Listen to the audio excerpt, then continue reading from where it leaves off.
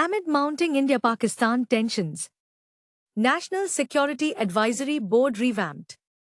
Ex-RAW chief to head Crucial Advisory Board. National Security Advisory Board to provide security analysis and recommendations. But who is Alok Joshi?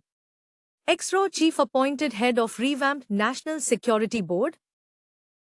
In a big move, the centre has revamped the National Security Advisory Board and appointed former RAW chief Alok Joshi as its head.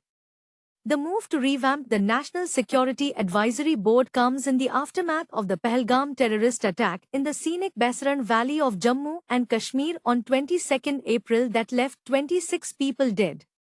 The National Security Advisory Board will now have 6 members, including 3 from a military background, 2 IPS officers and 1 Indian Foreign Service personnel. Remember, first constituted in December 1998, the National Security Advisory Board undertakes long-term analysis to provide perspectives on national security issues to the National Security Council and to recommend measures or solutions and policy options on the issues referred to it by the NSC.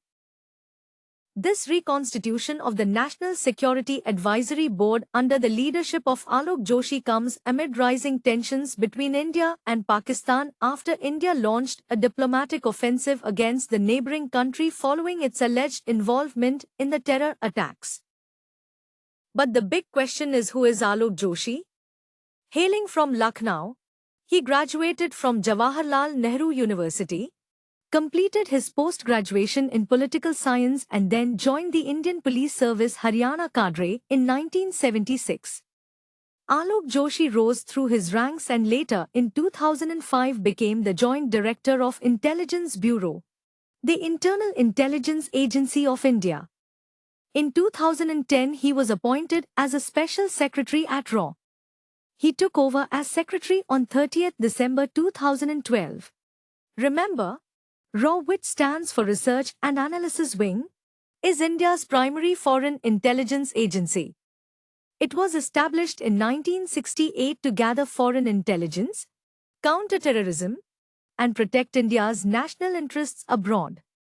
Meanwhile, on 29 April, Prime Minister Narendra Modi asserted that the Indian Armed Forces have complete operational freedom to determine the response to the Pahalgam incident.